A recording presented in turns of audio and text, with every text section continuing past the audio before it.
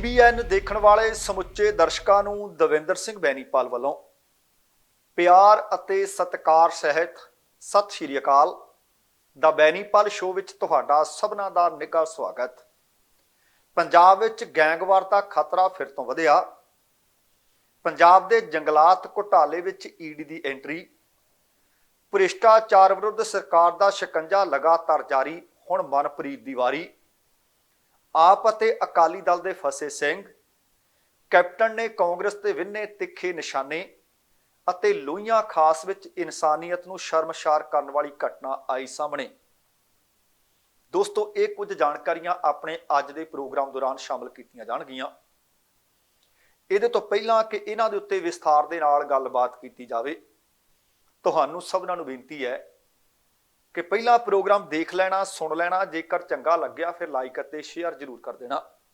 ਦੂਸਰੀ ਬੇਨਤੀ ਇਹ ਕਿ ਜੇਕਰ ਹਾਲੇ ਤੱਕ ਤੁਸੀਂ ਆਪਣੇ ਇਸ ਚੈਨਲ ਨੂੰ ਸਬਸਕ੍ਰਾਈਬ ਨਹੀਂ ਕੀਤਾ ਤਾਂ ਕਿਰਪਾ ਕਰਕੇ ਸਬਸਕ੍ਰਾਈਬ ਕਰਕੇ ਨੋਟੀਫਿਕੇਸ਼ਨ ਵਾਲੀ ਘੰਟੀ ਜ਼ਰੂਰ ਔਨ ਕਰ ਲੈਣੀ। ਤੁਹਾਡੇ ਦਿਲੋਂ ਧੰਨਵਾਦੀ ਹੋਵਾਂਗੇ। ਆਓ ਹੁਣ ਇਹਨਾਂ ਸਾਰੀਆਂ ਜਾਣਕਾਰੀਆਂ ਨੂੰ ਵਿਸਥਾਰ ਦੇ ਨਾਲ ਵਿਚਾਰੀਏ। ਸਭ ਤੋਂ ਪਹਿਲੀ ਘਟਨਾ ਗੈਂਗਵਾਰ ਦੇ ਨਾਲ ਸੰਬੰਧਿਤ ਹੈ। ਜਦੋਂ ਤੋਂ ਪੰਜਾਬ ਦੇ ਵਿੱਚ ਸਿੱਧੂ ਮੂਸੇਵਾਲੇ ਦਾ ਕਤਲ ਹੋਇਆ, ਕੁਝ ਗੈਂਗ, ਕੁਝ ਗਰੁੱਪ ਤੇ ਕੁਝ ਗੈਂਗਸਟਰ ਇਸ ਵਕਤ ਕਾਫੀ ਚਰਚਾ ਵਿੱਚ ਨੇ। ਤੇ ਹੁਣ ਜਾਣਕਾਰੀ ਇਹ ਮਿਲ ਰਹੀ ਹੈ ਕਿ ਪੰਜਾਬ ਦੇ ਵਿੱਚ ਆਉਣ ਵਾਲੇ ਦਿਨਾਂ ਦੇ ਵਿੱਚ ਵੱਡੀ ਗੈਂਗਵਾਰ ਹੋਣ ਦੇ ਆਸਾਰ ਬਣੇ ਹੋਏ ਨੇ। ਤੁਹਾਨੂੰ ਯਾਦ ਹੋਣਾ ਹੈ ਕਿ ਜਿਸ ਦਿਨ ਪੰਜਾਬੀ ਗਾਇਕ ਸਿੱਧੂ ਮੂਸੇਵਾਲੇ ਦੇ ਪਿਤਾ ਨੇ ਆਪਣੇ ਪੁੱਤਰ ਨੂੰ ਇਨਸਾਫ ਦਿਵਾਉਣ ਦੇ ਵਾਸਤੇ ਮੋਮਬੱਤੀ ਮਾਰਚ ਕੱਢਿਆ, ਉਸੇ ਦਿਨ ਇੱਕ ਫਿਲੀਪੀਨਜ਼ ਤੋਂ ਖਬਰ ਆਈ। ਉਹ ਖਬਰ ਸੀ ਕਿ ਉੱਥੇ ਇੱਕ ਗੈਂਗਸਟਰ ਦਾ ਕਤਲ ਕਰ ਦਿੱਤਾ ਗਿਆ। ਮੂਸੇਵਾਲੇ ਦੇ ਪਿਤਾ ਬਲਕੌਰ ਸਿੰਘ ਸਿੱਧੂ ਨੇ ਪਹਿਲਾਂ ਹੀ ਦਾਅਵਾ ਕੀਤਾ ਸੀ ਕਿ ਉਹ ਖੁਲਾਸਾ ਕਰਨਗੇ ਕਿ ਮੂਸੇਵਾਲੇ ਦੇ ਕਤਲ ਦੇ ਵਿੱਚ ਕੌਣ-ਕੌਣ ਸ਼ਾਮਲ ਸਨ। ਔਰ ਬੀਤੇ ਦਿਨੀ ਉਹਨਾਂ ਨੇ ਮਿਊਜ਼ਿਕ ਇੰਡਸਟਰੀ ਦੇ ਕੁਝ ਵਿਅਕਤੀਆਂ ਦੇ ਨਾਮਾਂ ਦਾ ਜ਼ਿਕਰ ਵੀ ਕੀਤਾ ਤੇ ਉਹਨਾਂ ਨੂੰ ਕੇਸ ਵਿੱਚ ਨਾਮਜ਼ਦ ਵੀ ਕਰ ਲਿਆ ਗਿਆ ਹੈ। ਉਹਨਾਂ ਨੇ ਇਹ ਵੀ ਦੱਸਿਆ ਕਿ ਕਿਵੇਂ ਸਿੱਧੂ ਦਾ ਉਹਨਾਂ ਨੇ ਫਾਇਦਾ ਉਠਾਇਆ, ਕਿਸ ਤਰ੍ਹਾਂ ਸਿੱਧੂ ਦੇ ਉਹ ਗੀਤ ਲੀਕ ਕਰਦੇ ਰਹੇ, ਕਿਸ ਤਰ੍ਹਾਂ ਸਿੱਧੂ ਨੂੰ ਉਹ ਧਮਕਾਉਂਦੇ ਤੇ ਉਹਨੂੰ ਚੈਲੰਜ ਦਿੰਦੇ ਰਹੇ। ਇਹਦੇ ਤੋਂ ਇਲਾਵਾ ਉਹਨਾਂ ਨੇ ਇੱਕ ਹੋਰ ਗਾਇਕ ਕਲਾਕਾਰ ਦਾ ਜ਼ਿਕਰ ਵੀ ਕੀਤਾ, ਜਿਸ ਦੇ ਵਿੱਚ ਉਹਨਾਂ ਨੇ ਆਖਿਆ ਕਿ ਉਹ ਗੈਂਗਸਟਰਾਂ ਨੂੰ ਆਪਣੇ ਭਰਾ ਕਹਿੰਦਾ ਹੈ ਤੇ ਸਿੱਧੂ ਮੂਸੇਵਾਲੇ ਦੇ ਕਤਲकांड ਵਿੱਚ ਉਹਦਾ ਹੱਥ ਹੈ। ਤੇ ਦੂਸਰੇ ਪਾਸੇ ਖਬਰ ਇਹ ਮਿਲੀ ਕਿ ਇੱਕ ਗੈਂਗਸਟਰ ਦਾ ਕਤਲ ਕਰ ਦਿੱਤਾ ਗਿਆ ਅਤੇ ਮਿਲੀ ਜਾਣਕਾਰੀ ਅਨੁਸਾਰ ਗੋਲਡੀ ਬਰਾੜ ਅਤੇ ਲਾਰੈਂਸ ਬਿਸ਼ਨੋਈ ਗੈਂਗ ਦੇ ਵਿਰੋਧੀ ਬੰਬੀਹਾ ਗਰੁੱਪ ਦੇ ਫਿਲੀਪੀਨਜ਼ ਵਿੱਚ ਮੌਜੂਦ ਇੱਕ ਗੈਂਗਸਟਰ ਮਨਦੀਪ ਮਨਾਲੀ ਦਾ ਕਤਲ ਕੀਤਾ ਗਿਆ ਅਤੇ ਫਿਰ ਇਸ ਕਤਲ ਦੀ ਜ਼ਿੰਮੇਵਾਰੀ, ਜਿਵੇਂ ਸਿੱਧੂ ਮੂਸੇਵਾਲੇ ਦੇ ਕਤਲ ਦੀ ਜ਼ਿੰਮੇਵਾਰੀ ਗੋਲਡੀ ਬਰਾੜ ਅਤੇ ਲਾਰੈਂਸ ਬਿਸ਼ਨੋਈ ਨੇ ਲਈ ਸੀ, ਬਿਲਕੁਲ ਉਸੇ ਤਰਜ਼ ਤੇ ਇਸ ਕਤਲकांड ਦੀ ਜ਼ਿੰਮੇਵਾਰੀ ਵੀ ਗੋਲਡੀ ਬਰਾੜ ਨੇ ਲਈ ਹੈ। ਪੰਜਾਬ ਪੁਲਿਸ ਅਤੇ ਦਿੱਲੀ ਪੁਲਿਸ ਦੇ ਅਧਿਕਾਰੀਆਂ ਨੇ ਇਸ ਗੱਲ ਦੀ ਪੁਸ਼ਟੀ ਵੀ ਕਰ ਦਿੱਤੀ ਹੈ। ਫਿਲੀਪੀਨਜ਼ ਦੇ ਵਿੱਚ ਜਿਸ ਗੈਂਗਸਟਰ ਦਾ ਕਤਲ ਹੋਇਆ ਉਹ ਬੰਬੀਹਾ ਗਰੁੱਪ ਦਾ ਮਨਦੀਪ ਮਨਾਲੀ ਦੱਸਿਆ ਗਿਆ। ਇਸ ਕਤਲੇਆਮ ਤੋਂ ਬਾਅਦ ਬੰਬੀਹਾ ਗੈਂਗ ਨੇ ਇੱਕ ਵਾਰ ਫਿਰ ਤੋਂ ਪੋਸਟ ਪਾਈ ਹੈ ਕਿ ਆਪਣੇ ਭਰਾ ਦੇ ਕਤਲ ਦਾ ਬਦਲਾ ਜ਼ਰੂਰ ਲੈਣਗੇ। ਬੰਬੀਹਾ ਗੈਂਗ ਨੇ ਦਾਅਵਾ ਕੀਤਾ ਕਿ ਉਹ ਜਾਣਦੇ ਹੈ ਕਿ ਕਤਲੇਆਮ ਦੇ ਪਿੱਛੇ ਕੌਣ ਨੇ। ਦੱਸਣਾ ਬਣਦਾ ਕਿ ਮਨਦੀਪ ਮਨਾਲੀ ਬੰਬੀਹਾ ਗੈਂਗ ਦਾ ਸਰਗਰਮ ਮੈਂਬਰ ਸੀ ਅਤੇ ਲੰਬੇ ਸਮੇਂ ਤੋਂ ਫਿਲੀਪੀਨਜ਼ ਦੇ ਵਿੱਚ ਰਹਿ ਰਿਹਾ ਸੀ। ਮਨਦੀਪ ਮੂਲ ਰੂਪ ਨਾਲ ਪੰਜਾਬ ਦੇ ਮੋਗਾ ਦਾ ਰਹਿਣ ਵਾਲਾ ਦੱਸਿਆ ਜਾਂਦਾ ਹੈ ਤੇ ਇਸ ਕਤਲੇਆਮ ਤੋਂ ਬਾਅਦ ਪੰਜਾਬ ਦੇ ਵਿੱਚ ਇੱਕ ਵਾਰ ਫਿਰ ਤੋਂ ਗੈਂਗਵਾਰ ਦਾ ਡਰ ਵੱਧ ਗਿਆ ਹੈ। ਤੁਹਾਨੂੰ ਯਾਦ ਹੋਣਾ ਕਿ ਸਿੱਧੂ ਮੂਸੇਵਾਲੇ ਦੇ ਕਤਲ ਦੀ ਜ਼ਿੰਮੇਵਾਰੀ ਵੀ ਜਦੋਂ ਲਾਰੈਂਸ ਅਤੇ ਗੋਲਡੀ ਬਰਾੜ ਨੇ ਲਈ ਸੀ, ਉਹ ਤੋਂ ਬਾਅਦ ਵੀ ਬੰਬੀਹਾ ਗਰੁੱਪ ਨੇ ਆਖਿਆ ਸੀ ਕਿ ਅਸੀਂ ਆਪਣੇ ਭਰਾ ਦੇ ਕਤਲ ਦਾ ਬਦਲਾ ਲਵਾਂਗੇ। ਬੀਤੇ ਕੁਝ ਕੁ ਦਿਨਾਂ ਤੋਂ ਇੱਕ ਤੋਂ ਬਾਅਦ ਇੱਕ ਲਗਾਤਾਰ ਪੋਸਟਾਂ ਬੰਬੀਹਾ ਗਰੁੱਪ ਨੇ ਪਾਈਆਂ ਸੀ ਕਿ ਦੇਰ ਹੋ ਸਕਦੀ ਹੈ ਪਰ ਕਤਲ ਦਾ ਬਦਲਾ ਜ਼ਰੂਰ ਲਿਆ ਜਾਏਗਾ। ਤੇ ਦੂਸਰੇ ਪਾਸੇ ਉਹਨਾਂ ਦੇ ਗਰੁੱਪ ਦਾ ਇੱਕ ਵਿਅਕਤੀ ਮਾਰ ਦਿੱਤਾ ਗਿਆ। ਇਸ ਕਤਲੇਆਮ ਤੋਂ ਬਾਅਦ ਪੰਜਾਬ ਪੁਲਿਸ ਨੇ ਇੱਕ ਵਾਰ ਫਿਰ ਗੋਲਡੀ ਬਰਾੜ, ਲਾਰੈਂਸ ਬਿਸ਼ਨੋਈ ਗੈਂਗ ਦੇ ਸਾਰੇ ਸ਼ੂਟਰਾਂ ਅਤੇ ਗੈਂਗਸਟਰਾਂ ਤੇ ਸ਼ਿਕੰਜਾ ਕੱਸਣਾ ਦੱਸਿਆ ਜਾ ਰਿਹਾ ਸ਼ੁਰੂ ਕਰ ਦਿੱਤਾ ਹੈ, ਜਿਹੜੇ ਪੰਜਾਬ ਦੀਆਂ ਜੇਲ੍ਹਾਂ ਵਿੱਚ ਬੰਦ ਵੀ ਹੈ। ਇਸੇ ਦੌਰਾਨ ਇੱਕ ਆਡੀਓ ਵਾਇਰਲ ਹੋਈ ਹੈ। ਵਾਇਰਲ ਆਡੀਓ ਦੇ ਵਿੱਚ ਬੋਲਣ ਵਾਲਾ ਵਿਅਕਤੀ ਖੁਦ ਨੂੰ ਦੀਪਕ ਮੁੰਡੀ ਦੱਸ ਰਿਹਾ ਹੈ। ਦੱਸਣਾ ਬਣਦਾ ਹੈ ਕਿ ਸਿੱਧੂ ਮੂਸੇਵਾਲੇ ਦੇ ਕਤਲ ਦੇ ਨਾਲ ਸੰਬੰਧਿਤ ਹੈ ਦੀਪਕ ਮੁੰਡੀ ਵੀ। 3 ਗੈਂਗਸਟਰ ਇਸ ਵਕਤ ਉਹ ਸ਼ੂਟਰ ਨੇ ਜਿਹੜੇ ਉਹ ਪੁਲਿਸ ਗ੍ਰਿਫਤ ਵਿੱਚ ਨੇ। ਜਗਰੂਪ ਰੂਪਾ ਤੇ ਮਨੂ ਕੁੱਸਾ ਦਾ ਪੁਲਿਸ ਮੁਕਾਬਲਾ ਬਣ ਗਿਆ ਸੀ ਅਤੇ ਦੀਪਕ ਮੁੰਡੀ ਉਹਨਾਂ ਵਿੱਚੋਂ ਇੱਕ ਹੈ ਜਿਹੜਾ ਹਲੇ ਤੱਕ ਗ੍ਰਿਫਤਾਰ ਕੀਤਾ ਨਹੀਂ ਜਾ ਸਕਿਆ। ਇਸ ਆਡੀਓ ਵਿੱਚ ਬੋਲਣ ਵਾਲੇ ਵਿਅਕਤੀ ਦੇ ਮੁਤਾਬਕ ਇਹ ਕਤਲ ਗੋਲਡੀ ਬਰਾੜ ਦੇ ਗੈਂਗ ਵੱਲੋਂ ਕਰਵਾਇਆ ਗਿਆ ਅਤੇ ਉਹ ਇਸ ਦੀ ਜ਼ਿੰਮੇਵਾਰੀ ਲੈਂਦਾ ਹੈ। ਦੱਸਣਾ ਬਣਦਾ ਹੈ ਕਿ ਮੂਸੇਵਾਲਾ ਕਤਲकांड ਦੇ 3 ਦੋਸ਼ੀ ਜਿਨ੍ਹਾਂ ਦਾ ਮੈਂ ਜ਼ਿਕਰ ਕਰ ਰਿਹਾ ਸੀ ਤੇ ਜਿਹੜੇ 5 ਦਾ ਤਾਂ ਜ਼ਿਕਰ ਆਲਰੇਡੀ ਹੁੰਦਾ ਹਮੇਸ਼ਾ ਹੀ। ਦੀਪਕ ਮੁੰਡੀ ਇਹ ਵਾਰ-ਵਾਰ ਦੱਸਿਆ ਜਾਂਦਾ ਹੈ ਕਿ ਕਦੇ ਕਹਿੰਦੇ ਨੇ ਫੜ ਲਾਂਗੇ, ਕਦੇ ਕਿਹਾ ਜਾਂਦਾ ਕਿ ਹਜੇ ਫੜਿਆ ਨਹੀਂ ਗਿਆ, ਪਰ ਇਹਦੀ ਭਾਲ ਜਾਰੀ ਹੈ। ਉਹ ਕਿੱਥੇ ਲਿਖਿਆ ਹੋਇਆ ਹੈ, ਕਿੱਥੇ ਛੁਪਿਆ ਹੋਇਆ ਹੈ, ਇਹਦੀ ਹਾਲੇ ਪੁਲਿਸ ਕੋਲ ਕੋਈ ਜਾਣਕਾਰੀ ਨਹੀਂ। ਆਡੀਓ ਦੇ ਵਿੱਚ ਬੋਲਣ ਵਾਲਾ ਵਿਅਕਤੀ ਖੁਦ ਨੂੰ ਦੀਪਕ ਮੁੰਡੀ ਦੱਸ ਰਿਹਾ ਹੈ। ਭਾਵੇਂ ਕਿ ਮੈਂ ਇਸ ਆਡੀਓ ਦੀ ਪੁਸ਼ਟੀ ਨਹੀਂ ਕਰਦਾ ਕਿ ਸੱਚਮੁੱਚ ਦੀਪਕ ਮੁੰਡੀ ਹੋਵੇਗਾ, ਪਰ ਆਡੀਓ ਦੇ ਵਿੱਚ ਇਹ ਜ਼ਰੂਰ ਸੁਣਿਆ ਜਾ ਸਕਦਾ ਕਿ ਅਸੀਂ ਇਸ ਕਤਲ ਦੀ ਜ਼ਿੰਮੇਵਾਰੀ ਲੈਂਦੇ ਹਾਂ। ਹੁਣ ਇਹਦੇ ਤੋਂ ਬਾਅਦ ਇੱਕ ਵਾਰੀ ਫਿਰ ਖਦਸ਼ਾ ਪ੍ਰਗਟਾਇਆ ਜਾ ਰਿਹਾ ਹੈ ਕਿ ਪੰਜਾਬ ਦੇ ਵਿੱਚ ਗੈਂਗਵਾਰ ਵੱਧ ਸਕਦੀ ਹੈ।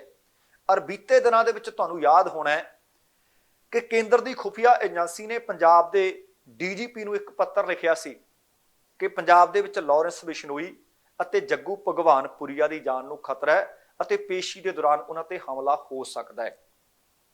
ਅਗਲੀ ਜਿਹੜੀ ਖਬਰ ਹੈ ਪੰਜਾਬ ਦੇ ਘੁਟਾਲਿਆਂ ਦੇ ਨਾਲ ਸੰਬੰਧਿਤ ਹੈ। ਪੰਜਾਬ ਦੇ ਕਈ ਸਾਬਕਾ ਮੰਤਰੀ ਹੈ ਜਿਹੜੇ ਇਸ ਵਕਤ ਘੁਟਾਲਿਆਂ ਦੇ ਵਿੱਚ ਦੱਸੇ ਜਾ ਰਿਹਾ ਕਿ ਸ਼ਾਮਲ ਹੈ। ਉਹਨਾਂ ਦੇ ਵਿੱਚ ਭਾਰਤ ਭੂਸ਼ਣ ਆਸ਼ੂ ਇਸ ਵਕਤ ਵਿਜੀਲੈਂਸ ਵਿਭਾਗ ਦੇ ਕੋਲ ਬੈਠਾ ਹੈ, ਉਹਨਾਂ ਨੇ ਗ੍ਰਿਫਤਾਰ ਕੀਤਾ ਹੋਇਆ ਹੈ। ਨਾਭਾ ਦੀ ਜੇਲ੍ਹ ਦੇ ਵਿੱਚ ਇਸ ਵਕਤ ਸਾਧੂ ਸਿੰਘ ਧਰਮਸੋਤ ਬੈਠਾ ਹੈ। ਸੰਗਤ ਸਿੰਘ ਗਿਲਜ਼ੀਆਂ ਨੂੰ ਫਿਲਹਾਲ ਜ਼ਮਾਨਤ ਮਿਲੀ ਹੋਈ ਹੈ ਤੇ ਸੰਗਤ ਸਿੰਘ ਗਿਲਜ਼ੀਆਂ ਦਾ ਭਤੀਜਾ ਦਲਜੀਤ ਗਿਲਜ਼ੀਆਂ ਉਹ ਇਸ ਵਕਤ ਪੁਲਿਸ ਹਿਰਾਸਤ ਵਿੱਚ ਹੈ।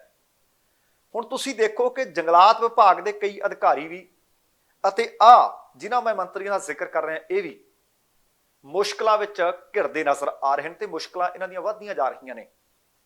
ਵਿਜੀਲੈਂਸ ਦੇ ਅਧਿਕਾਰੀ ਨੇ ਦੱਸਿਆ ਕਿ ਈਡੀ ਨੇ ਸਾਧੂ ਸਿੰਘ ਧਰਮਸੋਤ, ਸੰਗਤ ਸਿੰਘ ਗਿਲਜ਼ੀਆਂ ਇਹਨਾਂ ਦੇ ਖਿਲਾਫ ਜਿਹੜਾ ਦਰਜ ਕੇਸ ਹੈ FIR ਦੀ ਕਾਪੀ ਮੰਗ ਲਈ ਹੈ। ਹੁਣ ਤੱਕ ਜਿਹੜੀ ਤਫਤੀਸ਼ ਕੀਤੀ ਗਈ ਆ ਉਹਦੀ ਮੁਕੰਮਲ ਜਾਣਕਾਰੀ ਦੀ ਮੰਗ ਕਰ ਲਈ ਹੈ। ਈਡੀ ਦੇ ਵੱਲੋਂ ਇਸ ਮਾਮਲੇ ਦੇ ਵਿੱਚ ਹੋਏ ਲੈਣ ਦੇਣ ਦੀ ਜਾਂਚ ਕੀਤੀ ਜਾਏਗੀ ਕਿ ਪੈਸਾ ਕਿੱਥੋਂ ਆਇਆ, ਕਿੱਥੇ ਗਿਆ, ਕਿੱਥੇ ਇਨਵੈਸਟ ਕੀਤਾ ਗਿਆ। ਦੱਸਣਾ ਬਣਦਾ ਕਿ ਕੈਪਟਨ ਅਮਰਿੰਦਰ ਸਿੰਘ ਦੀ ਸਰਕਾਰ ਦੇ ਵਿੱਚ ਸਾਧੂ ਸਿੰਘ ਧਰਮਸੋਤ ਜੰਗਲਾਤ ਮੰਤਰੀ ਹੋਇਆ ਕਰਦੇ ਸਨ। ਕੈਪਟਨ ਨੂੰ ਅਸਤੀਫਾ ਦੇਣਾ ਪਿਆ। ਉਹਦੇ ਤੋਂ ਬਾਅਦ ਪੰਜਾਬ ਦੇ ਵਿੱਚ ਚਰਨਜੀਤ ਸਿੰਘ ਚੰਨੀ ਦੀ ਸਰਕਾਰ ਬਣੀ। ਧਰਮਸੋਤ ਦੀ ਥਾਂ ਤੇ ਸੰਗਤ ਸਿੰਘ ਗਿਲਜ਼ੀਆਂ ਨੂੰ ਜੰਗਲਾਤ ਮੰਤਰੀ ਬਣਾ ਦਿੱਤਾ ਗਿਆ, ਪਰ ਉਹਨਾਂ ਨੇ ਵੀ ਉਹੀ ਰੀਤ ਅੱਗੇ ਜਾਰੀ ਰੱਖੀ। ਵਿਜੀਲੈਂਸ ਦਾ ਦੋਸ਼ ਹੈ ਕਿ ਗਿਲਜ਼ੀਆਂ ਦੇ ਸਮੇਂ ਵਿਭਾਗ ਦੇ ਵਿੱਚ ਭ੍ਰਿਸ਼ਟਾਚਾਰ ਬੰਦ ਨਹੀਂ ਹੋਇਆ, ਸਗੋਂ ਹੁੰਦਾ ਰਿਹਾ। ਸੰਗਤ ਸਿੰਘ ਗਿਲਜ਼ੀਆਂ ਦੇ ਨਾਲ ਉਹਨਾਂ ਦੇ ਭਤੀਜੇ ਦਲਜੀਤ ਸਿੰਘ ਗਿਲਜ਼ੀਆਂ ਨੂੰ ਵੀ ਇਸ ਮਾਮਲੇ ਵਿੱਚ ਗ੍ਰਿਫਤਾਰ ਕੀਤਾ ਹੋਇਆ ਹੈ। ਉਹ ਇਸ ਵਕਤ ਜੇਲ੍ਹ 'ਚ ਹੈ। ਵਿਜੀਲੈਂਸ ਦੇ ਵੱਲੋਂ ਦੋਵਾਂ ਮੰਤਰੀਆਂ ਦੀ ਜਾਇਦਾਦ ਦੀ ਵੀ ਜਾਂਚ ਕੀਤੀ ਗਈ ਹੈ ਅਤੇ ਇਹ ਸਾਰੀ ਜਾਣਕਾਰੀ ਈਡੀ ਨੂੰ ਮੁਹੱਈਆ ਕਰਵਾਈ ਜਾਏਗੀ। ਸੂਤਰ ਦੱਸ ਰਹੇ ਹੈ ਕਿ ਈਡੀ ਦੇ ਵੱਲੋਂ ਅਜਿਹੇ ਮਾਮਲਿਆਂ 'ਚ ਜਿਨ੍ਹਾਂ ਦੇ ਵਿੱਚ ਕਾਂਗਰਸ ਦੇ ਆਗੂਆਂ ਦੀ ਸ਼ਮੂਲੀਅਤ ਬਾਰੇ ਜਾਣਕਾਰੀ ਹੈ ਉਹ ਮੰਗਣ ਦੇ ਵੀ ਅਸਾਰ ਹੈ। ਵਿਜੀਲੈਂਸ ਨੇ 7 ਜੂਨ ਨੂੰ ਧਰਮਸੋਤ ਨੂੰ ਗ੍ਰਿਫਤਾਰ ਕੀਤਾ ਸੀ। ਵਿਜੀਲੈਂਸ ਦੀ ਮੁੱਢਲੀ ਤਫਤੀਸ਼ ਦੇ ਮੁਤਾਬਕ ਸਾਧੂ ਸਿੰਘ ਧਰਮਸੋਤ ਦੇ ਵੱਲੋਂ ਜੰਗਲਾਤ ਮੰਤਰੀ ਹੁੰਦਿਆਂ 500 ਰੁਪਏ ਪ੍ਰਤੀ ਰੁੱਖ ਰਿਸ਼ਵਤ ਲਿਆ ਜਾਂਦਾ ਸੀ ਕਟਾਈ ਦੇ ਵਾਸਤੇ। ਵਿਜੀਲੈਂਸ ਦਾ ਦਾਅਵਾ ਇਹ ਵੀ ਹੈ ਕਿ ਧਰਮਸੋਤ ਨੇ 3 ਸਾਲਾਂ ਦੇ ਕਾਰਜਕਾਲ ਦੇ ਦੌਰਾਨ ਕਰੋੜਾਂ ਰੁਪਈਆ ਇਕੱਠਾ ਕੀਤਾ ਹੈ। ਇਹਦੇ ਤੋਂ ਇਲਾਵਾ ਧਰਮਸੋਤ ਤੇ ਆਪਣੇ ਨੇੜਲਿਆਂ ਦੇ ਰਾਹੀਂ ਨਜਾਇਜ਼ ਮਾਈਨਿੰਗ ਸਮੇਤ ਜੰਗਲਾਤ ਜ਼ਮੀਨਾਂ ਦੇ ਲਾਂਘੇ ਦੇ ਬਦਲੇ NOC ਜਾਰੀ ਕਰਨ ਦੇ ਕਲੋਨਾਈਜ਼ਰਾਂ ਦੇ ਕੋਲੋਂ ਪੈਸੇ ਇਕੱਠੇ ਕੀਤੇ ਜਾਂਦੇ ਸੀ। ਨਵੇਂ ਬਣੇ ਫਿਲਿੰਗ ਸਟੇਸ਼ਨ ਦੇ ਮਾਲਕਾਂ ਕੋਲੋਂ ਪੈਸੇ ਇਕੱਠੇ ਕੀਤੇ ਜਾਂਦੇ ਸੀ। ਇਸ ਤਰ੍ਹਾਂ ਹੋਟਲ ਮਾਲਕਾਂ ਤੇ ਰੈਸਟੋਰੈਂਟਾਂ ਦੇ ਮਾਲਕਾਂ ਕੋਲੋਂ, ਮੈਰਿਜ ਪੈਲਸ ਤੇ ਬੈਂਕੁਇਟ ਹਾਲਾਂ ਦੇ ਮਾਲਕਾਂ ਦੇ ਕੋਲੋਂ ਵੀ ਪੈਸੇ ਇਕੱਠੇ ਕੀਤੇ ਜਾਂਦੇ ਸੀ। ਰਿਸ਼ਵਤ ਲਈ ਜਾਣ ਦੇ ਦੋਸ਼ ਨੇ। ਇਸੇ ਤਰ੍ਹਾਂ ਵਿਜੀਲੈਂਸ ਦੇ ਵੱਲੋਂ ਦਾਅਵਾ ਕੀਤਾ ਗਿਆ ਸੀ ਕਿ ਸਾਬਕਾ ਮੰਤਰੀ ਸੰਗਤ ਸਿੰਘ ਗਿਲਜ਼ੀਆਂ ਨੇ ਵੀ ਘੱਟ ਨਹੀਂ ਕੀਤੀ। ਉਹਨਾਂ ਨੇ ਆਪਣੇ ਕਾਰਜਕਾਲ ਦੇ ਦੌਰਾਨ ਟਰੀ ਗਾਰਡਾਂ ਦੀ ਖਰੀਦ ਕੀਤੀ। 6 ਕਰੋੜ ਤੇ 40 ਲੱਖ ਰੁਪਏ ਦੇ ਰਿਸ਼ਵਤ ਦੇ ਰੂਪ ਵਿੱਚ ਉਹਨਾਂ ਨੇ ਇਕੱਠੇ ਕਰ ਲਏ। ਵਿਜੀਲੈਂਸ ਨੇ ਸੰਗਤ ਸਿੰਘ ਗਿਲਜ਼ੀਆਂ ਅਤੇ ਰੋਪੜ ਜ਼ਿਲ੍ਹੇ ਵਿੱਚ ਨਜਾਇਜ਼ ਮਾਈਨਿੰਗ ਕਰਨ ਦੇ ਦੋਸ਼ ਲਾਏ ਤੇ ਕੁਝ ਇੱਕ ਹੋਰ ਉਹਨਾਂ ਦੇ ਅਧਿਕਾਰੀ ਨਾਲ ਮਿਲੇ ਹੋਏ ਸੀ। ਵਿਜੀਲੈਂਸ ਨੇ ਭ੍ਰਿਸ਼ਟਾਚਾਰ ਰੋਕੂ ਕਾਨੂੰਨ ਅਤੇ IPC ਧਾਰਾ 120B ਦੇ ਅਧੀਨ ਅੰਮ੍ਰਿਤ ਚੌਹਾਨ, IFS ਗੁਰਅਮਨਪ੍ਰੀਤ ਸਿੰਘ DFO, ਦਿਲਪ੍ਰੀਤ ਸਿੰਘ ਇਹਦੇ ਨਾਲ ਕੁਝ ਹੋਰ ਉਹਨਾਂ ਦੇ ਉੱਤੇ ਵੀ ਦੋਸ਼ ਆਇਦ ਕੀਤੇ। ਸਾਧੂ ਸਿੰਘ ਧਰਮਸੋਤ, ਸੰਗਤ ਸਿੰਘ ਗਿਲਜੀਆਂ ਉਹਨਾਂ ਦਾ ਭਤੀਜਾ, ਇਹਨਾਂ ਦੇ ਨਾਲ OSD ਚਮਕੌਰ ਸਿੰਘ, ਕਮਲਜੀਤ ਸਿੰਘ ਖੰਨਾ ਤੇ ਗਿਲਜੀਆਂ ਦੇ ਪੀਏ ਕੁਲਵਿੰਦਰ ਸਿੰਘ ਸ਼ੇਰਗਿੱਲ ਤੇ ਸੱਜਣ ਕੁਮਾਰ ਦੇ ਵਿਰੁੱਧ ਵੀ ਕੇਸ ਦਰਜ ਕੀਤਾ ਗਿਆ। ਹੁਣ ਇਸ ਮਸਲੇ ਦੇ ਵਿੱਚ ਈਡੀ ਨੇ ਆਪਣੀ ਐਂਟਰੀ ਕਰ ਦਿੱਤੀ ਹੈ। ਸੋ ਕਹਿਣ ਦਾ ਭਾਵ ਸੰਗਤ ਸਿੰਘ ਗਿਲਜੀਆਂ ਤੇ ਉਹਨਾਂ ਦੇ ਨਾਲ ਸੰਬੰਧਿਤ ਅਧਿਕਾਰੀ, ਸਾਧੂ ਸਿੰਘ ਧਰਮਸੋਤ ਤੇ ਉਹਨਾਂ ਦੇ ਨੇੜਲੇ ਖਾਸ ਮਖਾਸ, ਉਹਨਾਂ ਦੀਆਂ ਮੁਸ਼ਕਲਾਂ ਲੱਗਦਾ ਕਿ ਵਧਣਗੀਆਂ। ਹੁਣ ਆ ਤਿੰਨ ਮੰਤਰੀਆਂ ਦਾ ਤਾਂ ਆਪਾਂ ਜ਼ਿਕਰ ਕਰ ਰਹੇ ਹਾਂ ਕਿ ਧਰਮਸੋਤ, ਗਿਲਜੀਆਂ, ਭਾਰਤ ਭੂਸ਼ਣ ਆਸ਼ੂ ਤੇ ਚੌਥੇ ਦੀ ਵਾਰੀ ਕਿਹਦੀ ਆ ਰਹੀ ਹੈ। ਇਹ ਤਿੰਨ ਮੰਤਰੀਆਂ ਤੋਂ ਬਾਅਦ ਲੱਗਦਾ ਕਿ ਨੰਬਰ ਲੱਗੂ ਹੁਣ ਪੰਜਾਬ ਦੇ ਸਾਬਕਾ ਖਜ਼ਾਨਾ ਮੰਤਰੀ ਮਨਪ੍ਰੀਤ ਸਿੰਘ ਬਾਦਲ ਦਾ। ਮਨਪ੍ਰੀਤ ਬਾਦਲ ਇਸ ਵਕਤ ਸਰਕਾਰ ਦੇ ਨਿਸ਼ਾਨੇ ਤੇ ਆ ਗਏ ਹੈ। ਇਸ ਦੇ ਮੱਦੇਨਜ਼ਰ ਵਿਜੀਲੈਂਸ ਬਿਊਰੋ ਦੇ ਵੱਲੋਂ ਮਨਪ੍ਰੀਤ ਸਿੰਘ ਬਾਦਲ ਤੇ ਲੱਗੇ ਭ੍ਰਿਸ਼ਟਾਚਾਰ ਦੇ ਦੋਸ਼ਾਂ ਦੀ ਹੁਣ ਜਾਂਚ ਕੀਤੀ ਜਾਏਗੀ। ਤੁਹਾਨੂੰ ਯਾਦ ਹੋਣਾ ਕੁਝ ਦਿਨ ਪਹਿਲਾਂ ਤੁਹਾਡੇ ਨਾਲ ਖਬਰ ਸਾਂਝੀ ਕੀਤੀ ਸੀ ਪ੍ਰੋਗਰਾਮ ਪੰਜਾਬ ਬੋਲਦਾ ਵਿੱਚ ਕਿ ਸਾਬਕਾ ਵਿਧਾਇਕ ਅਤੇ ਭਾਜਪਾ ਆਗੂ ਸਰੂਪ ਚੰਦ ਸਿੰਗਲਾ ਨੇ ਵਿਜੀਲੈਂਸ ਨੂੰ ਇੱਕ ਸ਼ਿਕਾਇਤ ਦਿੱਤੀ ਹੈ। ਸ਼ਿਕਾਇਤ ਦੇ ਵਿੱਚ ਮਨਪ੍ਰੀਤ ਬਾਦਲ ਅਤੇ ਉਹਨਾਂ ਦੇ ਕਰੀਬੀਆਂ ਦੇ ਵੱਲੋਂ ਵੱਡੇ ਪੱਧਰ ਤੇ ਕਰੋੜਾਂ ਰੁਪਏ ਦੇ ਘਪਲੇ ਦੇ ਦੋਸ਼ ਲਗਾਏ ਗਏ। ਇਸ ਤੋਂ ਇਲਾਵਾ ਵਿਜੀਲੈਂਸ ਨੂੰ ਸਾਬਕਾ ਖਜ਼ਾਨਾ ਮੰਤਰੀ ਦੇ ਸਾਬਕਾ OSD ਜਗਤਾਰ ਸਿੰਘ ਢਿੱਲੋਂ ਦੇ ਖਿਲਾਫ ਵੀ ਸ਼ਿਕਾਇਤ ਦਿੱਤੀ ਗਈ। ਸਾਬਕਾ OSD ਦੇ ਜੱਦੀ ਪਿੰਡ ਦੀ ਮੌਜੂਦਾ ਸਰਪੰਚ ਦੇ ਪਤੀ ਦੇ ਵੱਲੋਂ ਵਿਜੀਲੈਂਸ ਨੂੰ ਲਿਖਤੀ ਸ਼ਿਕਾਇਤ ਵਿੱਚ ਲਿਖਿਆ ਗਿਆ ਹੈ ਕਿ ਪੰਜਾਬ ਕੰਸਟਰਕਸ਼ਨ ਪ੍ਰੋਗਰਾਮ ਤਹਿਤ ਫੰਡਾਂ ਦੀ ਦੁਰਵਰਤੋਂ ਕੀਤੀ ਗਈ। ਉਹਨਾਂ ਦੋਸ਼ ਲਾਇਆ ਕਿ ਪੰਜਾਬ ਨਿਰਮਾਣ ਪ੍ਰੋਗਰਾਮ ਦੇ ਤਹਿਤ ਸਿਆਸੀ ਦਬਾਅ 'ਚ ਫੰਡ ਦਿੱਤਾ ਗਿਆ, ਜਿਸ ਦਾ ਇਸਤੇਮਾਲ ਸਾਬਕਾ OSD ਨੇ ਨਿੱਜੀ ਖੇਤਾਂ ਵਿੱਚ ਟਿਊਬਵੈੱਲ ਦਾ ਪਾਣੀ ਪਹੁੰਚਾਉਣ ਲਈ ਪਲਾਸਟਿਕ ਪਾਈਪ ਪਾਉਣ ਲਈ ਕਰ ਲਿਆ। ਹਾਲਾਂਕਿ ਸਾਬਕਾ OSD ਨੇ ਆਪਣੇ ਉੱਤੇ ਲੱਗੇ ਇਹਨਾਂ ਸਾਰੇ ਦੋਸ਼ਾਂ ਨੂੰ ਮੁੱਢੋਂ ਖਾਰਜ ਕੀਤਾ ਹੈ। ਦੱਸਣਾ ਬਣਦਾ ਕਿ ਸਰੂਪ ਚੰਦ ਸਿੰਗਲਾ ਨੇ ਵਿਜੀਲੈਂਸ ਨੂੰ ਸ਼ਿਕਾਇਤ ਦਿੱਤੀ ਹੈ, ਜਿਸ ਦੇ ਵਿੱਚ ਉਹਨਾਂ ਨੇ ਕਿਹਾ ਕਿ ਸਾਲ 2017 ਤੋਂ 2022 ਦੇ ਦਰਮਿਆਨ ਮਨਪ੍ਰੀਤ ਬਾਦਲ ਦੇ ਡਰਾਈਵਰ ਅਤੇ ਗਨਮੈਨਾਂ ਦੇ ਨਾਮ ਤੇ ਵੀ ਫਰਜ਼ੀ ਕੰਪਨੀਆਂ ਉਹਨਾਂ ਦੇ ਵੱਲੋਂ ਬਣਵਾਈਆਂ ਗਈਆਂ, ਜਿਸ ਦੇ ਵਿੱਚ ਮਨਪ੍ਰੀਤ ਦੇ ਰਿਸ਼ਤੇਦਾਰ ਤੇ ਵੀ ਉਹਨਾਂ ਨੇ ਸਵਾਲ ਖੜੇ ਕੀਤੇ ਹੈ। ਮਨਪ੍ਰੀਤ ਤੇ ਪ੍ਰਾਈਵੇਟ ਟਰਾਂਸਪੋਰਟ ਕੰਪਨੀ ਨੂੰ ਫਾਇਦਾ ਪਹੁੰਚਾਉਣ ਦੇ ਦੋਸ਼ ਵੀ ਉਹਨਾਂ ਵੱਲੋਂ ਲਾਏ ਗਏ ਹੈ, ਜੋ ਕਿ ਉਹਨਾਂ ਦੇ ਰਿਸ਼ਤੇਦਾਰ ਦੇ ਡਰਾਈਵਰ ਦੇ ਨਾਮ ਤੇ ਦੱਸਿਆ ਜਾ ਰਿਹਾ ਹੈ ਕਿ ਇਹ ਸਾਰਾ ਕੁਝ ਕੀਤਾ ਗਿਆ। ਜਦੋਂ ਕਿ ਮਨਪ੍ਰੀਤ ਦੇ ਸਾਲਾ ਸਾਹਿਬ ਰਿਸ਼ਤੇਦਾਰ ਜੈਜੀਤ ਜੌਹਲ ਨੇ ਇਹ ਦੋਸ਼ ਨਕਾਰੇ ਨੇ। ਜੈਜੀਤ ਜੌਹਲ ਨੇ ਆਖਿਆ, ਜੋ ਨੇ ਆਖਿਆ ਕਿ ਆਉਣ ਵਾਲੇ ਦਿਨਾਂ ਦੇ ਵਿੱਚ ਉਹ ਇਸ ਮਾਮਲੇ ਦੀ ਵਿਸਥਾਰਤ ਜਾਣਕਾਰੀ ਦੇਣਗੇ। ਦੂਸਰੇ ਪਾਸੇ ਵਿਜੀਲੈਂਸ ਬਿਊਰੋ ਦੇ DSP ਸੰਦੀਪ ਸਿੰਘ ਨੇ ਦੱਸਿਆ ਕਿ ਇਸ ਬਾਰੇ ਸੰਬੰਧਿਤ ਵਿਭਾਗ ਤੋਂ ਰਿਕਾਰਡ ਮੰਗ ਲਿਆ ਗਿਆ ਤੇ ਉਹ ਸਾਰੀ ਦੀ ਸਾਰੀ ਜਾਂਚ ਕਰਨਗੇ। ਜਾਂਚ ਦੇ ਵਿੱਚ ਜੋ ਕੁਝ ਵੀ ਆਇਆ ਉਹ ਅਗਲੇਰੀ ਕਾਰਵਾਈ ਪਾ ਦਿੱਤੀ ਜਾਏਗੀ। ਸਰੂਪ ਚੰਦ ਸਿੰਗਲਾ ਹੋਰਾਂ ਨੇ ਸਿਰਫ ਵਿਜੀਲੈਂਸ ਨੂੰ ਸ਼ਿਕਾਇਤ ਨਹੀਂ ਦਿੱਤੀ, ਨਾਲ ਦੀ ਨਾਲ ਉਹਨਾਂ ਨੇ ਪੰਜਾਬ ਦੇ ਮੁੱਖ ਮੰਤਰੀ ਨੂੰ ਵੀ ਇਹ ਸ਼ਿਕਾਇਤ ਭੇਜੀ ਹੈ, ਜਿਸ ਤੋਂ ਬਾਅਦ ਉਮੀਦ ਹੈ ਕਿ ਪਹਿਲੇ ਤਿੰਨਾਂ ਤੋਂ ਬਾਅਦ ਚੌਥਾ ਨੰਬਰ ਪੰਜਾਬ ਦੇ ਸਾਬਕਾ ਖਜ਼ਾਨਾ ਮੰਤਰੀ ਮਨਪ੍ਰੀਤ ਸਿੰਘ ਬਾਦਲ, ਉਹਨਾਂ ਦੇ ਕਰੀਬੀ, ਉਹਨਾਂ ਦੇ ਰਿਸ਼ਤੇਦਾਰ, ਉਹਨਾਂ ਦੇ ਗਨਮੈਨ ਅਤੇ ਡਰਾਈਵਰਾਂ ਦਾ ਲੱਗ ਸਕਦਾ ਹੈ। ਪਰ ਦੇਖਣਾ ਹੋਏਗਾ ਕਿ ਇਹਦੇ ਵਿੱਚੋਂ ਨਿਕਲ ਕੇ ਕੀ ਸਾਹਮਣੇ ਆਉਂਦਾ ਹੈ। ਪਰ ਇੱਕ ਗੱਲ ਮੰਨਣੀ ਪਏਗੀ ਕਿ ਕਹਿੰਦੇ ਨੇ ਕਿ ਪੰਜਾਬ ਗਰੀਬ ਹੈ, ਪੰਜਾਬ ਦੇ ਲੋਕ ਗਰੀਬ ਨੇ, ਘੁਟਾਲੇ ਘਪਲੇ ਤਾਂ ਭਾਈ ਕਰੋੜਾਂ 'ਚ ਹੋਏ ਨੇ, ਭਾਵੇਂ ਕਿ ਹਾਲੇ ਸਿੱਧ ਨਹੀਂ ਹੋਏ। ਜੇ ਸਿੱਧ ਹੋ ਗਏ ਤਾਂ ਇਹ ਤਾਂ ਸਾਨੂੰ ਗੱਲ ਮੰਨਣੀ ਪਏਗੀ ਕਿ ਨਾ ਫਿਰ ਖਜ਼ਾਨਾ ਆਪਣੇ ਲਈ ਖਾਲੀ, ਲੋਕਾਂ ਲਈ ਖਜ਼ਾਨਾ ਖਾਲੀ, ਲੋਕ ਗਰੀਬ ਪਰ ਲੀਡਰ ਅਮੀਰ। ਤੇ ਅਗਲਾ ਆਮ ਆਦਮੀ ਪਾਰਟੀ ਅਤੇ ਅਕਾਲੀ ਦਲ ਦੇ ਸਿੰਘ ਫਸ ਗਏ ਹੈ। ਤੁਹਾਨੂੰ ਯਾਦ ਹੋਣਾ ਹੈ ਕਿ ਸਭ ਤੋਂ ਪਹਿਲਾਂ ਸ਼੍ਰੋਮਣੀ ਅਕਾਲੀ ਦਲ ਦੇ ਪ੍ਰਧਾਨ ਸੁਖਬੀਰ ਸਿੰਘ ਬਾਦਲ ਇੱਕ ਪ੍ਰੈਸ ਕਾਨਫਰੰਸ ਕਰਕੇ ਪੰਜਾਬ ਸਰਕਾਰ ਦੀ ਆਬਕਾਰੀ ਨੀਤੀ ਤੇ ਸਵਾਲ ਖੜੇ ਕਰਕੇ ਕਹਿੰਦੇ ਆ ਕਿ ਇਹਨਾਂ ਨੇ 500 ਕਰੋੜ ਰੁਪਈਆ ਪਿਛਲੇ 5 ਮਹੀਨਿਆਂ 'ਚ ਬਣਾ ਲਿਆ, ਕਮਾ ਲਿਆ। ਉਦੋਂ ਤੋਂ ਕੁਝ ਸਮਾਂ ਬਾਅਦ ਆਮ ਆਦਮੀ ਪਾਰਟੀ ਦੇ ਬੁਲਾਰੇ ਮਾਲਵਿੰਦਰ ਕੰਗ ਪ੍ਰੈਸ ਕਾਨਫਰੰਸ ਕਰਕੇ ਸਵਾਲ ਕਰਦੇ ਆ ਕਿ ਆਹਾ ਮਾਫੀਆ ਤਾਂ ਤੁਹਾਡੀ ਦੇਣ ਹੈ। ਉਹ 'ਚ ਉਹਨਾਂ ਨੇ transport mafia, drug mafia, cable mafia, ਬਹੁਤ ਮਾਫੀਆ ਦਾ ਜ਼ਿਕਰ ਕੀਤਾ ਸੀ ਕਿ ਜਵਾਬ ਦੇ ਦਿਓ। ਹੁਣ ਆਪਸ ਦੇ ਵਿੱਚ ਲੱਗਦਾ ਕਿ ਇੱਕ ਦੂਸਰੇ ਦੇ ਆਮੋ ਸਾਹਮਣੇ ਹੋ ਗਏ ਹੈ। ਹੁਣ ਸ਼੍ਰੋਮਣੀ ਅਕਾਲੀ ਦਲ ਕਹਿੰਦਾ ਕਿ ਜਿਹੜਾ ਅਸੀਂ ਆਬਕਾਰੀ ਘੁਟਾਲਾ ਬੇਪਰਦ ਕਰ ਦਿੱਤਾ, ਉਹਦੇ ਤੋਂ ਬਾਅਦ ਆਮ ਆਦਮੀ ਪਾਰਟੀ ਬੁਖਲਾਹਟ ਵਿੱਚ ਆ ਗਈ ਹੈ। ਉਹ ਕਹਿੰਦੇ ਇਹੀ ਕਾਰਨ ਹੈ ਕਿਉਂਕਿ ਕੱਲ ਪੇਂਡੂ ਵਿਕਾਸ ਤੇ ਪੰਚਾਇਤ ਮੰਤਰੀ ਕੁਲਦੀਪ ਸਿੰਘ ਧਾਲੀਵਾਲ ਨੇ ਕੋਟਕਪੂਰਾ ਗੋਲੀਬਾਰੀ ਮਾਮਲੇ ਵਿੱਚ ਅਕਾਲੀ ਦਲ ਦੇ ਪ੍ਰਧਾਨ ਦੇ ਖਿਲਾਫ ਉਹ ਕਹਿੰਦੇ ਦੂਸ਼ਣਬਾਜ਼ੀ ਕੀਤੀ ਹੈ। ਅਸਲ ਦੇ ਵਿੱਚ ਇਹ ਬਿਆਨ ਜਾਰੀ ਕੀਤਾ ਅਕਾਲੀ ਦਲ ਦੇ ਸੀਨੀਅਰ ਆਗੂ ਪ੍ਰੋਫੈਸਰ ਪ੍ਰੇਮ ਸਿੰਘ ਚੰਦੂਮਾਜਰਾ, ਸਿਕੰਦਰ ਸਿੰਘ ਮਲੂਕਾ ਅਤੇ ਵਿਰਸਾ ਸਿੰਘ ਵਲਟੋਹਾ ਨੇ। ਉਹਨਾਂ ਨੇ ਸਪਸ਼ਟ ਆਖਿਆ ਕਿ ਮੰਤਰੀ ਜਾਂਚ ਨੂੰ ਪ੍ਰਭਾਵਿਤ ਕਰਨ ਦੀ ਕੋਸ਼ਿਸ਼ ਕਰ ਰਿਹਾ ਹੈ। ਉਹਨਾਂ ਕਿਹਾ ਕਿ ਆਪ ਸਰਕਾਰ ਪਿਛਲੀ ਕਾਂਗਰਸ ਸਰਕਾਰ ਦੇ ਰਸਤੇ ਤੇ ਤੁਰ ਪਈ ਹੈ, ਜਿਸ ਨੇ ਆਪਣੇ ਸਿਆਸੀ ਵਿਰੋਧੀਆਂ ਨੂੰ ਨਿਸ਼ਾਨੇ ਤੇ ਹੁਣ ਲੈਣਾ ਸ਼ੁਰੂ ਕਰ ਦਿੱਤਾ ਹੈ। ਇਹਨਾਂ ਅਕਾਲੀ ਆਗੂਆਂ ਨੇ ਕਿਹਾ ਕਿ ਮੰਤਰੀ ਨੇ ਐਲਾਨ ਕੀਤਾ ਹੈ ਕਿ ਸੁਖਬੀਰ ਸਿੰਘ ਬਾਦਲ ਕੋਟਕਪੂਰਾ ਗੋਲੀਬਾਰੀ ਘਟਨਾ ਦੇ ਦੋਸ਼ੀ ਨੇ, ਜਦੋਂ ਕਿ ਕੇਸ ਦੀ ਜਾਂਚ ਪੂਰੀ ਹੋਣੀ ਹਾਲੇ ਬਾਕੀ ਹੈ। ਉਹਨਾਂ ਸਵਾਲ ਖੜਾ ਕੀਤਾ ਕਿ ਦੱਸਣ ਕਿ ਮੰਤਰੀ ਹੈ ਉਹ ਜਾਂ ਉਹ ਕੇਸ ਦੇ ਜਾਂਚ ਅਫਸਰ ਨੇ। ਉਹਨਾਂ ਕਿਹਾ ਕਿ ਲੱਗਦਾ ਹੈ ਕਿ ਆਪ ਸਰਕਾਰ ਪੁਲਿਸ ਅਫਸਰਾਂ ਤੇ ਦਬਾਅ ਬਣਾ ਰਹੀ ਹੈ। ਉਹਨਾਂ ਅਕਾਲੀ ਆਗੂ ਨੂੰ ਝੂਠੇ ਕੇਸਾਂ ਵਿੱਚ ਫਸਾਉਣ ਦੀ ਧਾਰ ਲਈ ਹੈ। ਇਹਨਾਂ ਆਗੂਆਂ ਨੇ ਕਿਹਾ ਕਿ ਇਹ ਗੱਲ SIT ਦੇ ਮੁਖੀ ਸਪਸ਼ਟ ਕਰ ਸਕਦੇ ਹੈ ਕਿ ਕੀ ਉਹਨਾਂ ਨੇ ਅਕਾਲੀ ਦਲ ਦੇ ਪ੍ਰਧਾਨ ਤੇ ਹੋਰ ਆਗੂ ਨੂੰ ਕੇਸ ਵਿੱਚ ਫਸਾਉਣ ਦੀ ਹਦਾਇਤ ਲਈ ਹੈ, ਹਦਾਇਤ ਉਹਨਾਂ ਨੂੰ ਮਿਲੀ ਹੈ ਜਾਂ ਨਹੀਂ। ਅਕਾਲੀ ਆਗੂ ਨੇ ਜ਼ੋਰ ਦੇ ਕੇ ਇਹ ਵੀ ਕਿਹਾ ਕਿ ਧਾਲੀਵਾਲ ਦਾ ਬਿਆਨ ਸਪਸ਼ਟ ਕਰਦਾ ਹੈ ਕਿ ਆਪ ਸਰਕਾਰ ਬਦਲਾਖੋਰੀ ਦੀ ਰਾਜਨੀਤੀ ਕਰ ਰਹੀ ਹੈ। ਉਹ ਕਹਿੰਦੇ ਸੁਖਬੀਰ ਸਿੰਘ ਬਾਦਲ ਨੇ ਹਾਲੇ ਤੱਕ ਇਸ ਦੀ ਜਾਂਚ ਵਿੱਚ ਸ਼ਮੂਲੀਅਤ ਨਹੀਂ ਕੀਤੀ ਅਤੇ ਉਹਨਾਂ ਨੂੰ ਸਿੱਟ ਨੇ 30 ਅਗਸਤ ਨੂੰ ਹਾਲੇ ਸੱਦਿਆ ਹੈ, ਪਰ ਕਹਿੰਦੇ ਸਰਕਾਰ ਪਹਿਲਾਂ ਹੀ ਕੇਸ ਦਾ ਫੈਸਲਾ ਸੁਣਾ ਰਹੀ ਹੈ। ਉਹਨਾਂ ਇਹ ਵੀ ਕਿਹਾ ਕਿ ਉਦੋਂ ਅਜਿਹਾ ਕੀਤਾ ਜਾਂਦਾ ਹੈ ਜਦੋਂ ਕਿਸੇ ਕਮਿਸ਼ਨ ਜਾਂ ਅਦਾਲਤ ਨੇ ਸੁਖਬੀਰ ਬਾਦਲ ਨੂੰ ਕਿਸੇ ਵੀ ਪੁਲਿਸ ਫਾਇਰਿੰਗ ਜਾਂ ਬਰਗਾੜੀ ਬੇਅਦਬੀ ਕੇਸ ਵਿੱਚ ਦੋਸ਼ੀ ਠਹਿਰਾਇਆ ਨਹੀਂ, ਜਦੋਂ ਕਿ ਉਹਨਾਂ ਨੂੰ ਕਲੀਨ ਚਿੱਟ ਮਿਲੀ ਹੋਈ ਹੈ।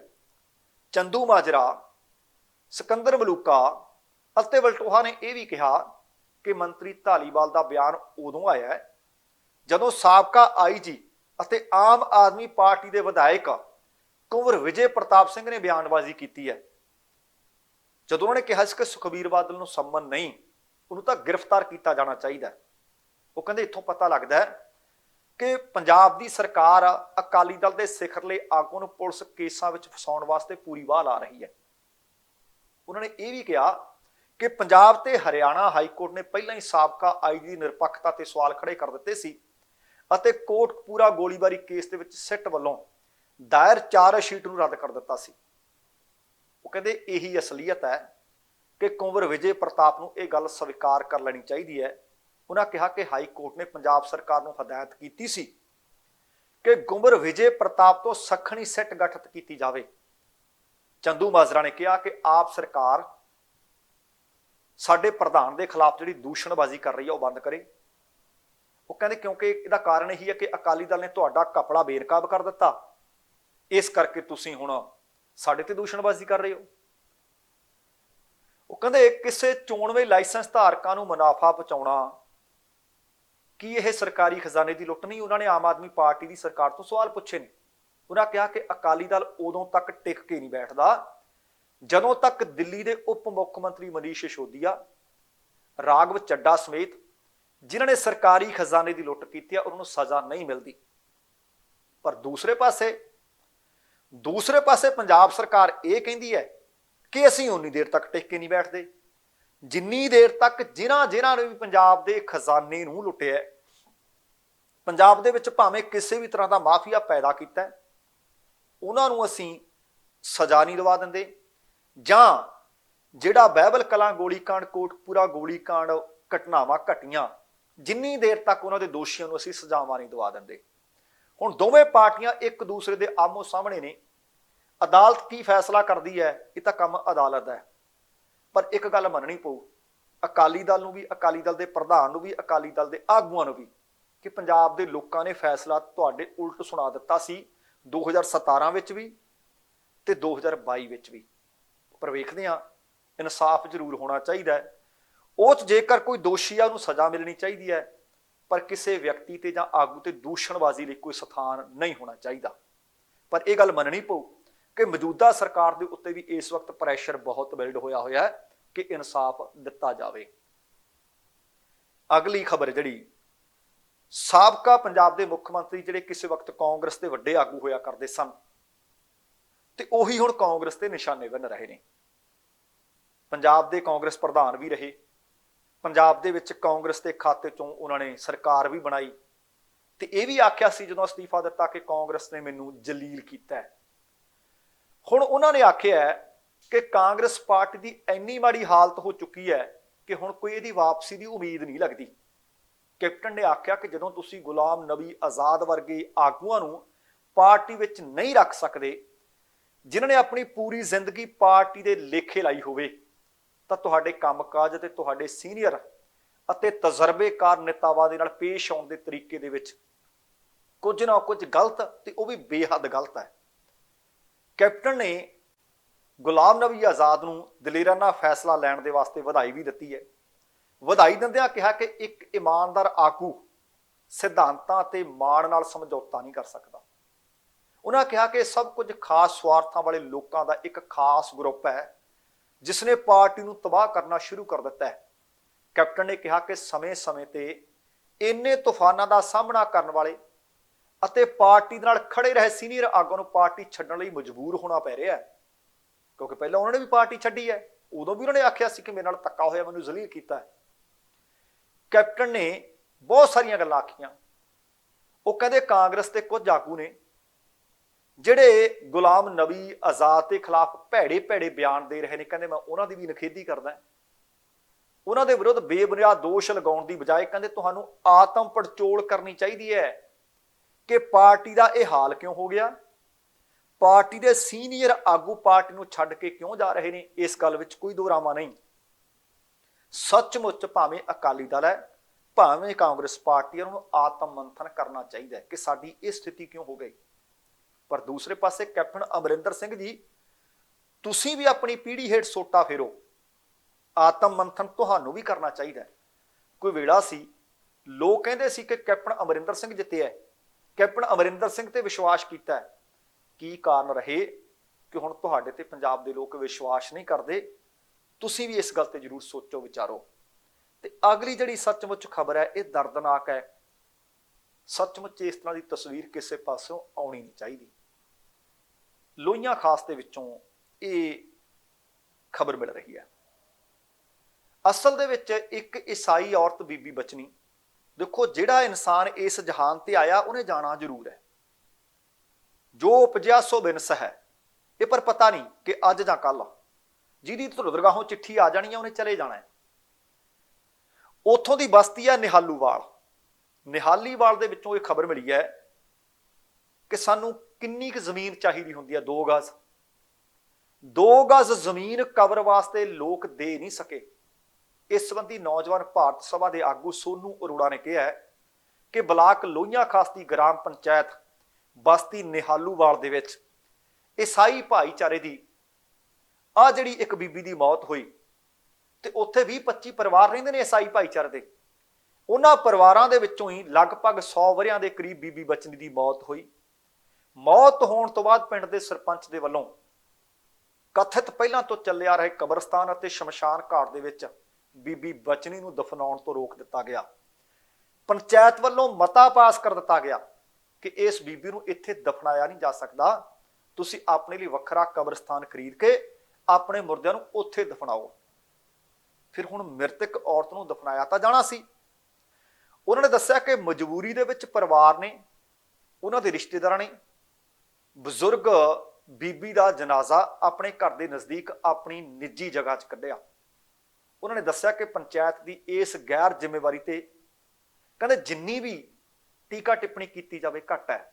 ਤੇ ਨਾਲ ਉਹਨੇ ਪੰਜਾਬ ਸਰਕਾਰ ਦੇ ਵੱਲੋਂ ਹਰੇਕ ਗ੍ਰਾਮ ਪੰਚਾਇਤ 'ਚ ਈਸਾਈ ਮੁਸਲਮਾਨ ਦੀ ਮੌਤ ਉਪਰੰਤ ਦਫਨਾਉਣ ਵਾਸਤੇ ਵਿਸ਼ੇਸ਼ ਤੌਰ ਤੇ ਕਬਰਸਤਾਨ ਵਾਸਤੇ ਜਗ੍ਹਾ ਛੱਡਣ ਵਾਸਤੇ ਵੀ ਆਖਿਆ ਕਿ ਹੁਕਮ ਚਾੜੇ ਜਾਣ। ਪਰ ਇਹਨਾਂ ਹੁਕਮਾਂ ਨੂੰ ਉਹ ਕਹਿੰਦੇ ਨਜ਼ਰ ਅੰਦਾਜ਼ ਕੀਤਾ ਗਿਆ ਹੈ।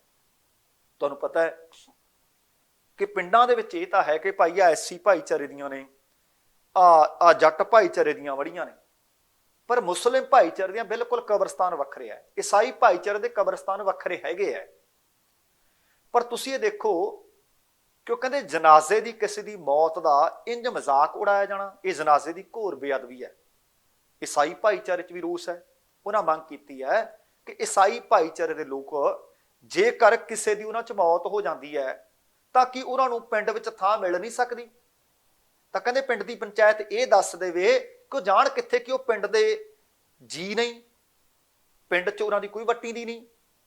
ਇਹ ਸਵਾਲੀਆ ਚਿੰਨ੍ਹ ਹੈ। ਵੈਸੇ ਅੱਜ 75 ਸਾਲਾਂ ਦੀ ਸਾਡੀ ਆਜ਼ਾਦੀ ਹੋ ਗਈ ਤੇ ਅਸੀਂ ਖੜੇ ਕਿੱਥੇ ਆ?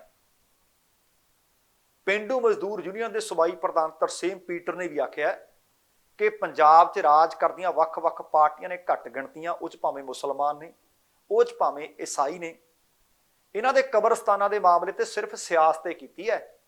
ਉਹ ਕਹਿੰਦੇ 75 ਸਾਲ ਦੀ ਆਜ਼ਾਦੀ ਤੋਂ ਬਾਅਦ ਵੀ ਪੰਜਾਬ ਦੇ ਘੱਟ ਗਿਣਤੀ ਭਾਈਚਾਰੇ ਨੂੰ ਮੁਰਦੇ ਦਫਨਾਉਣ ਵਾਸਤੇ 2 ਗਜ਼ ਜ਼ਮੀਨ ਮੁਹੱਈਆ ਨਹੀਂ ਹੋ ਸਕੀ। ਲੀਡਰ ਵੱਡੇ ਵੱਡੇ ਦਾਅਵੇ ਕਰਦੇ ਆ, ਹੁਣ ਲੀਡਰਾਂ ਨੂੰ ਪਾਸੇ ਵੀ ਛੱਡ ਦਈਏ। ਕਿਸੇ ਕਾਂਗਰਸੀ ਨੇ, ਕਿਸੇ ਅਕਾਲੀ ਨੇ, ਕਿਸੇ ਆਪ ਵਾਲੇ ਨੇ ਆ ਕੇ ਥੋੜੀ ਪਿੰਡ ਦੇ ਸਰਪੰਚ ਨੂੰ ਕਿਹਾ ਕਿ ਇਸ ਬੀਬੀ ਨੂੰ ਭਾਈ ਪਿੰਡ 'ਚ ਦਫਨਾਉਣ ਵਾਸਤੇ ਥਾਂ ਨਾ ਦਿੱਤਾ ਜਾਵੇ। ਇਹ ਤਾਂ ਸਾਡੀਆਂ ਵੀ ਕੁਝ ਜ਼ਿੰਮੇਵਾਰੀਆਂ ਨੇ, ਇਹ ਤਾਂ ਸਾਡੇ ਵੀ ਕੁਝ ਫਰਜ਼ ਨੇ। ਇਨਸਾਨ ਆ ਅਸੀਂ ਯਾਰ। ਆ ਬੀਤੇ ਦਿਨ ਤੁਹਾਨੂੰ ਖਬਰ ਦਿੱਤੀ ਸੀ ਕਿ ਕੈਸੀ ਭਾਈਚਾਰੇ ਦਾ ਵਿਚਾਰਿਆਂ ਦਾ ਕਬਰਸਤਾਨ ਮੜੀਆਂ ਨੇ, ਉਹ ਵਿਚਾਰੇ ਤੁਰ ਕੇ ਜਾਂਦੇ ਆ, ਔਰ ਜਿਹੜਾ ਰਸਤਾ ਸੀ ਉਹ ਵਾਹਿਆ ਹੋਇਆ ਹੈ। ਹੁਣ ਆਲੇ ਦੁਆਲੇ ਝੋਨਾ ਲੱਗਿਆ ਹੈ, ਜੀਰੀ ਲੱਗੀ ਹੈ, ਉਹ 'ਚ ਪਾਣੀ ਖੜਾ ਹੈ, ਪਜਾਮੇ ਖੋਲ ਕੇ ਮੋਢੇ ਤੇ ਰੱਖਣੇ ਪੈਂਦੇ ਆ। ਕਮਾਲ ਹੈ। ਵੈਸੇ ਸੱਚਮੁੱਚ ਜਦੋਂ ਇਸ ਤਰ੍ਹਾਂ ਦੀਆਂ ਖਬਰਾਂ ਆਉਂਦੀਆਂ ਨੇ ਲੱਗਦਾ ਕਿ ਨਹੀਂ ਇਸ ਤਾਂ ਨਿਗਾਰ ਵੱਲ ਜਾ ਰਹੇ ਹਾਂ। ਦੁਨੀਆ ਚੰਦਰਮਾ ਤੇ ਜਾਣ ਦੀ ਤਿਆਰੀ ਕਰ ਰਹੀ ਹੈ ਤੇ ਅਸੀਂ ਇਹ ਭਾਈ ਫਲਾਣਿਆਂ ਦੀਆਂ ਬੜੀਆਂ ਨੇ, ਧਮਕੀਆਂ ਦੀਆਂ ਬੜੀਆਂ ਨੇ, ਇੱਥੇ ਫਲਾਣੇ ਨੂੰ ਦਫਨਾਇਆ ਜਾ ਸਕਦਾ, ਇੱਥੇ ਧਮਕੀ ਨੂੰ ਨਹੀਂ ਦਫਨਾਇਆ ਜਾ ਸਕਦਾ, ਇੱਥੇ ਸੰਸਕਾਰ ਨਹੀਂ ਕੀਤਾ ਜਾ ਸਕਦਾ। ਇਸ ਤਰ੍ਹਾਂ ਦੀਆਂ ਖਬਰਾਂ ਵਾਸਤੇ ਅੱਜ ਇਸ ਸਦੀ ਵਿੱਚ ਸਥਾਨ ਹੋਣਾ ਨਹੀਂ ਚਾਹੀਦਾ, ਪਰ ਵਾਪਰਿਆ ਹੈ। ਪਰ ਇਹ ਦਿਲ ਨਾਲ ਆਖ ਰਿਹਾ ਕਿ ਇਹ ਨਹੀਂ ਹੋਣਾ ਚਾਹੀਦਾ। ਸੱਚਮੁੱਚ ਮਾੜਾ ਹੈ, ਮੰਦਭਾਗਾ ਹੈ। ਸੋਚਿਓ, ਵਿਚਾਰਿਓ। ਸੋ ਦੋਸਤੋ, ਇਹ ਸੀ ਕੁੱਲ ਮਿਲਾ ਕੇ ਆਪਣਾ ਅੱਜ ਦਾ ਪ੍ਰੋਗਰਾਮ। ਉਮੀਦ ਕਰ ਰਹੇ ਹਾਂ ਤੁਹਾਨੂੰ ਚੰਗਾ ਲੱਗਿਆ ਹੋਵੇਗਾ। ਜੇਕਰ ਸੱਚਮੁੱਚ ਪ੍ਰੋਗਰਾਮ ਚੰਗਾ ਲੱਗਿਆ ਤਾਂ ਕਿਰਪਾ ਕਰਕੇ ਲਾਈਕ ਅਤੇ ਸ਼ੇਅਰ ਜ਼ਰੂਰ ਕਰ ਦੇਣਾ। ਜੇਕਰ ਹਾਲੇ ਤੱਕ ਤੁਸੀਂ ਆਪਣੇ ਇਸ ਚੈਨਲ ਨੂੰ ਸਬਸਕ੍ਰਾਈਬ ਨਹੀਂ ਕੀਤਾ ਤਾਂ ਕਿਰਪਾ ਕਰਕੇ ਸਬਸਕ੍ਰਾਈਬ ਕਰਕੇ ਨੋਟੀਫਿਕੇਸ਼ਨ ਵਾਲੀ ਘੰਟੀ ਜ਼ਰੂਰ ਔਨ ਕਰ ਲੈਣੀ। ਤੁਹਾਡੇ ਦਿਲੋਂ ਧੰਨਵਾਦੀ ਹੋਵਾਂਗੇ। ਹੁਣ ਸਮਾਂ ਸਮਾਪਤ ਹੈ। ਜਾਣ ਤੋਂ ਪਹਿਲਾਂ ਕਹਾਂਗਾ, ਜ਼ਿੰਦਗੀ ਜਿੰਦਾ ਦਿਲੀ ਦਾ ਨਾਮ ਹੈ। ਦਵਿੰਦਰ ਸਿੰਘ ਵੈਨੀਪਾਲ ਨੂੰ ਆਗਿਆ ਦਿਓ। ਸਤਿ ਸ਼੍ਰੀ ਅਕਾਲ ਤੇ ਰੱਬ ਰਾਖਾ।